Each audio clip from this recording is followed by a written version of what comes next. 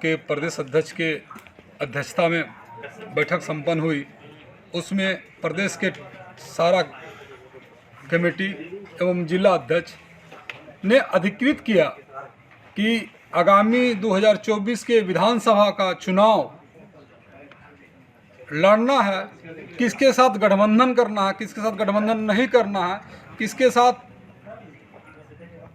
हमको जाना है और नहीं जाना है तो हमको स्वयं लड़ना है। इसके लिए हम लोग राजकुमार जी को अधिकृत किए हैं। इस प्रदेश के प्रदेश अध्यक्ष हैं वीआईपी पार्टी। हम लोग सारा लोग इन्हें अधिकृत किया है। बाकी इससे पहले भी मुकेश साहनी हम लोग कार्यक्रम अपना चला रहे हैं। वीआईपी पार्टी का जो जितना भी संगठन है वो आज कायम है, बूथ स्तर तक हम लोग कायम हैं। ऐसा नहीं है कि हम लोग बैठे हुए हैं। हम लोग सिर्फ अपना जो हमारे राष्ट्रीय नेता है मुकेश साहनी जी, उनके आदेशानुसार हम लोग गठबंधन का पालन किए। जो लोकसभा का चुनाव हुआ उसमें हम लोग उसका गठबंधन का पालन किए। आगे लग रहा है कि अब गठबंधन नहीं चलेगा, ऐसा कुछ लग रहा है क्या? नहीं, अभी तक झारखंड में हम लोगों से कोई बात नहीं अभी तक हुआ है। इससे लगता है कि ना इंडिया को हमारी ज़रूरत है, ना एनडीए की हमारी ज़रूरत है। तो मतलब कि अब लग रहा है कि अकेले चुनाव लड़ेंगे इस बार? ऐसा संभावना व्यक्त की जा रही है कि ऐसा संभव अगर नहीं होती है तो हम लोग चुनाव 26 विधानसभा जहां हमारी संख्या है हम वहां चुनाव लड़ेंगे।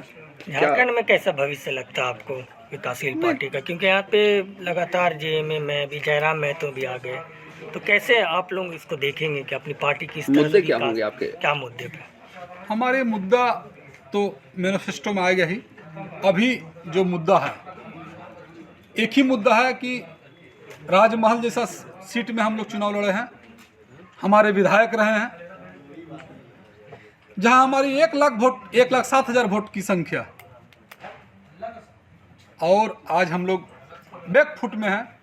इसलिए आगामी विधानसभा जो चुनाव होगा उसमें हम लोग अच्छा करेंगे, ऐसा उम्मीद है। जिसको आप वीआईपी पार्टी के रूप में जानते हैं, उसका प्रदेश का अध्यक्ष, आप सभी प्रिंट मीडिया या अन्य मीडियाओं से जुड़े हुए सभी पत्रकार बंधुओं को आज के इस प्रेस कॉन्फ्रेंस में हार्दिक स्वागत करते हैं। झारखंड विधानसभा 2024 का चुनाव दरवाजे पर खड़ी है। जैसा आप सबों के माध्यम से ही सूचना है कि कभी भी घोषणा हो सकती है, आचार संहिता लग सकती है। विकासशील इंसान पार्टी झारखंड में एक अरसे से राजनीतिक जमीन, सामाजिक जमीन तैयार की है और विगत लोकसभा में भी इस पार्टी ने बिहार में 3 लोकसभा क्षेत्र और गठबंधन के यहाँ पर जो चुनाव हुए उस समय हमारा कोई कैंडिडेट नहीं था, लेकिन हम उनके समर्थन में सभी राजनीतिक कर्तव्यों का निर्वहन किए। अब बात जो बिंदु की है, जो विषय वस्तु है आज का, आप सभी देख रहे होंगे।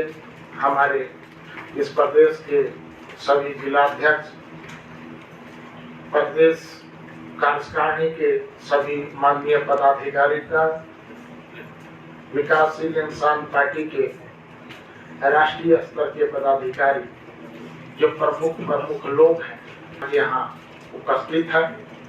हम 11 बजे से अपने इन्हीं लोगों के साथ राय सुनवाई का काम कर रहे हैं कि हमें अपनी धमक दस्तक झारखंड विधानसभा चुनाव 2024 में कैसे देना है। एक विषय है कि हम गठबंधन में जाएं। जो हमारा लोकसभा में गठबंधन था कि हम इंडी गठबंधन के साथ थे, तो हम गठबंधन में उनके साथ जाएं। अगर यहाँ पर कोई हमें नहीं पूछता है तो हम इंडिया गठबंधन में जाएं या एनडीए गठबंधन में जाएं। हमारे ये गठबंधन के द्वार पूरी तरह से खुले हुए हैं, लेकिन यह भी गठबंधन तभी माना जाएगा जब सम्मानजनक हो, सौहार्दपूर्ण वातावरण में हो, बिना किसी दबाव का हो तभी। अन्यथा इस राज्य के 26 विधानसभा क्षेत्रों को हम प्रभावित करते हैं। इस राज्य में कुल जो वोटर का मत है उसका 7% वोट हमारे पास है। हम एक निर्णायक की भूमिका में आज अगर भाजपा को भी राम के नाम पर वोट लेना है, राज्य में काबिज होना है, तो बिना केवट के नैया उनका भी पार नहीं होने वाला है। अगर राम को नाव पर लेके चलेंगे भी, केवट नहीं रहेगा तो बीच मझधार में उनकी नाव डूबेगी या बात है।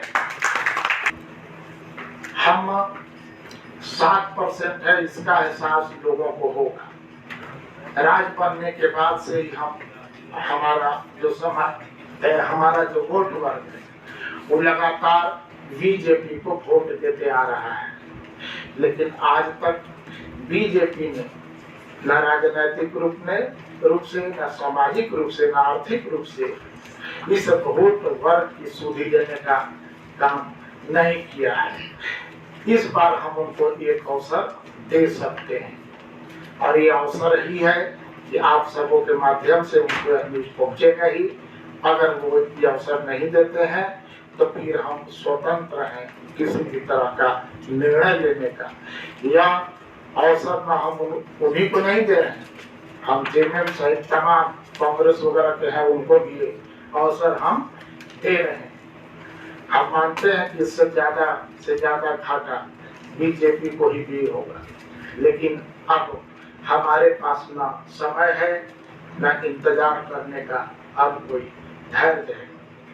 यहाँ बैठे सभी प्रतिनिधियों ने यह मिलकर तय किया है कि हम 20 अक्टूबर को अपना लिस्ट फिर निर्दलीय में जारी करेंगे। अन्यथा कोई भी पार्टी, दोनों गठबंधनों का कोई भी पार्टी का जब लिस्ट आता है तो उनका हम इंतजार करके फिर हम अपना लिस्ट जारी कर देंगे। ये तो तय है कि हम चुनाव लड़ेंगे, हमारे पास उम्मीदवार भी हैं, हमारे पास वोट भी है। साथ में ये भी तय है कि हमारे पास पैसा नहीं है।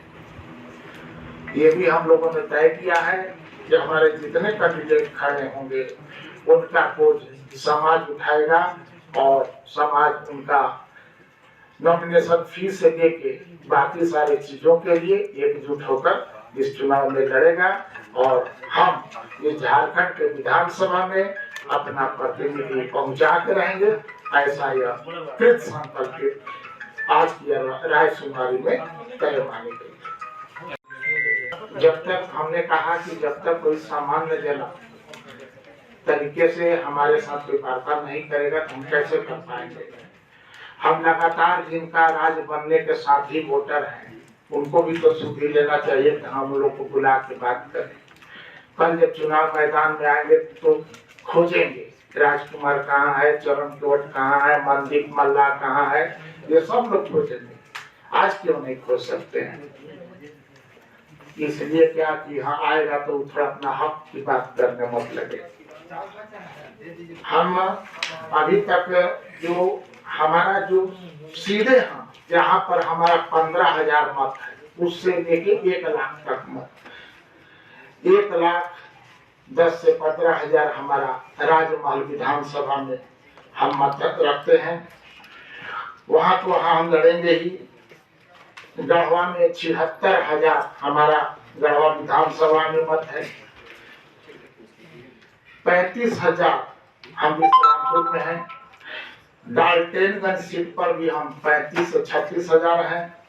उसके बाद गोमिया, हुसैनाबाद, झरिया, गिरिडीह, रांची, बेरमो, सिंदरी, चंदनकियारी, रामगढ़, बहरागोड़ा, चाईबासा, जमशेदपुर, राजधनवार, बाघमारा, गुमला, सिसई, बोकारो, सिमडेगा, टुंडी, मनोहरपुर, सारक और सिगली, ये सीटें हैं जिन पर हम अपना उम्मीदवार खड़ा करेंगे, क्योंकि लोगों को मालूम होना चाहिए कि हाँ, इसका भी कुछ वजूद है।